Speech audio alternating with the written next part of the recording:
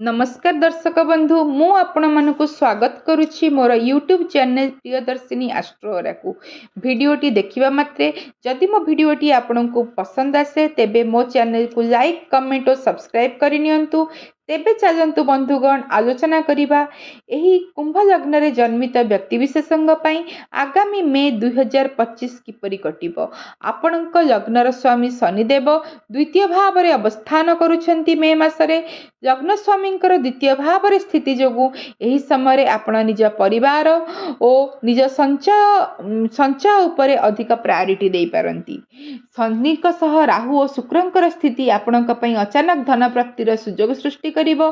द्वितीय भावर मालिक बृहस्पति निज स्वगृह रे थिबारु धन और कुटुंब वृद्धिर संभावना को यह सूचाउछि।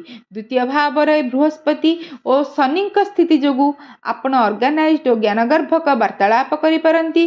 राहुंक स्थिति जोगु बेले बेले आपण कर्कश वार्तालाप करि पारंती। द्वादश भावर मालिक माने शनिदेव द्वितीय भाव रे अवस्थान करुथिबारु आपण निज परिवार पई अनेक एक्सपेंसेस करि पारंती किंबा अनेक ज्ञान आहरण रे आपण बहुत एक्सपेंस करि पारंती। एकादश और द्वितीय भावर स्वामी बृहस्पति चतुर्थ भाव रे थिबारु आपणकर मांक द्वारा आपणको धन प्राप्तिर सुजोग मिलि पारे। मात्र शनिकर तृतीय दृष्टि कारणरू एही धन प्राप्ति रे विलंबर संभावना परिलक्षित हेउछि। शनिदेवंकर सप्तम दृष्टि अष्टम भाव रे थिबा एवं अष्टम भाव रे केतुंकर स्थिति आपणको रिसर्च और डिटेल ओरिएंटेड करिवो। आपण एस्ट्रोलॉजी और हिडन नॉलेज गेन करिवा पई आशायी होई पारंती। बृहस्पतिंकर पंचम दृष्टि मध्ये एथिरे सहायता करिवो। शनिदेवंकर दशम दृष्टि एकादश गृह रे थिबारु निजर बड़ भाई और भौणीक सह संपर्क संतोषजनक रहिबो नाही। प्रॉफिट माने लाभरे मध्य विलंब आसीपारे किंतु आपण एथिपई सब बेले चेष्टित रहिबे। बृहस्पतिंकर मे प्रथमार्धरे नवम दृष्टि द्वादश भाव रे थिबा कारणरू आपण स्पिरिचुअलिटी आडकु इनक्लाइंड रहिबे।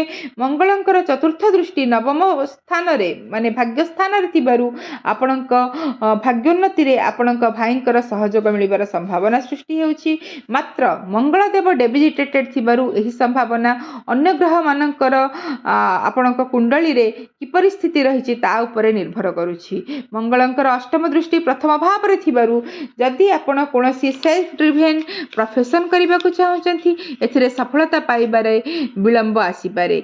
यह सब थिजा ए सब जहां भी मु प्रेडिक्शन कली ए सब थिजा कुंभ लग्न रे जन्मित व्यक्ति विशेषंक पई एक जनरलाइज्ड प्रेडिक्शंस। एही prediction date time of place of birth अनुसार पर्सन टू पर्सन भ्यारी करि पारे। धन्यवाद।